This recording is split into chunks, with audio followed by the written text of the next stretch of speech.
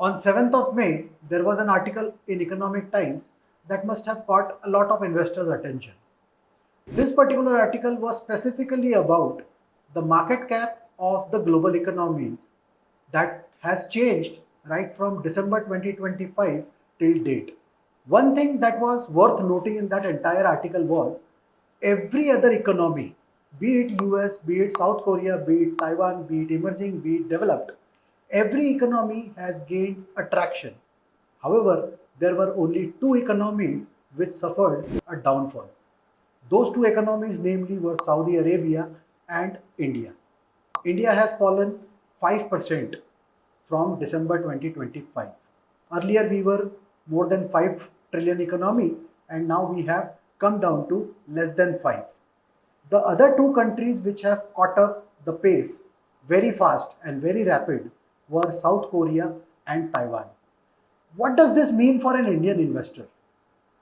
For Indian investors particularly, the only thing that matters is they cannot participate. Now why? Why they cannot participate in global rally? At one stage, we call ourselves as a global platform, as a global powerhouse, which is fueling global growth, correct? On the second hand, we are saying that Indian investors cannot invest overseas.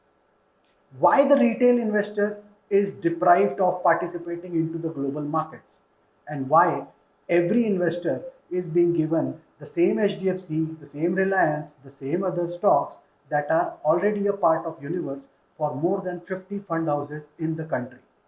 This is a question that is worth noting. When it comes to FII flows, RBI cannot restrict the outflows that they are willing to sell and take the money out.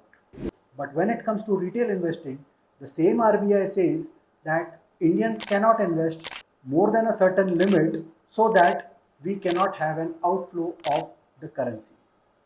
How does it make sense? As per the global platforms, if you see, then most of the global investors, they do take leverage of valuations and price comfort. Similarly, the same thing is happening with FIIs. Right from October 2024, there have been tremendous selling, and after the war that has broken out between US and Iran, a lot of FIIs outflows have happened. Where this money is going? This money is going into the same global economies which are topping the charts. But as an investor, do you get a chance to participate? At some instances, yes, because there are some feeder funds which allow overseas investing. But the most difficult irony is that most of these funds are closed for subscriptions thanks to RBI limit.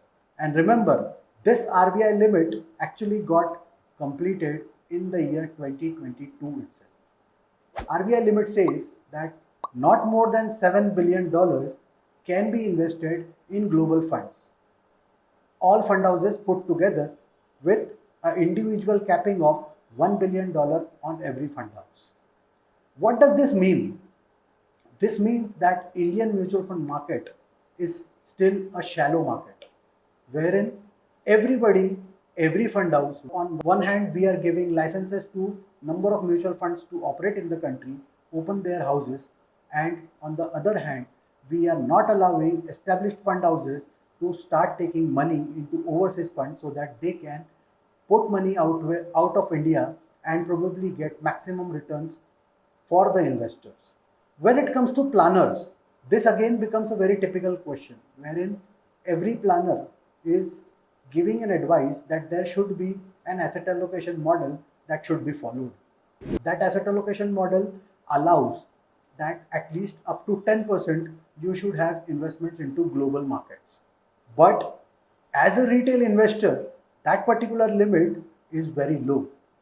Mutual fund industry as a whole, we are sitting at an AUM of more than 75 lakh crores. But then when it comes to overseas investing limit, that limit is in today's terms, probably it is not more than 70,000 crores. That is just 1%. So where does this question of 10% of global diversification apply? Does it apply only to gold and silver? Because that is also buying something which we are completely dependent as an importing country on.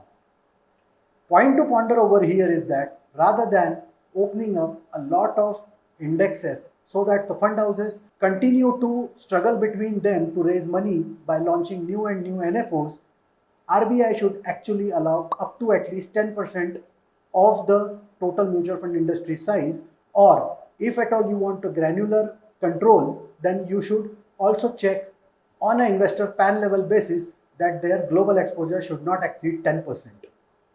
Allow the mutual fund houses to tie up with the global powerhouses and launch such funds which can open gateway for an Indian investor to invest abroad, because at some point of time markets is all about valuation and comfort. There were boutique firm houses, there were boutique firms who took exposure. In example, Equitas, late Siddharth Bhaiya. He was the first person in the entire universe who was more bullish on China, and he moved a lot of money from India to China. And the results are there in front of us. But when it comes to a retail investor, he is left at the mercy of the same HDFC Bank, same SBI, same Reliance, same small cap, same mid cap, and the same 500 stock universe that all the fund houses in the country select the stocks from. The point to note for a fund house, for RBI to note is that if you want Indian investors as well to shine on a global stage, allow them to participate into the global markets so that whenever they sell, that money is going to come back to you only.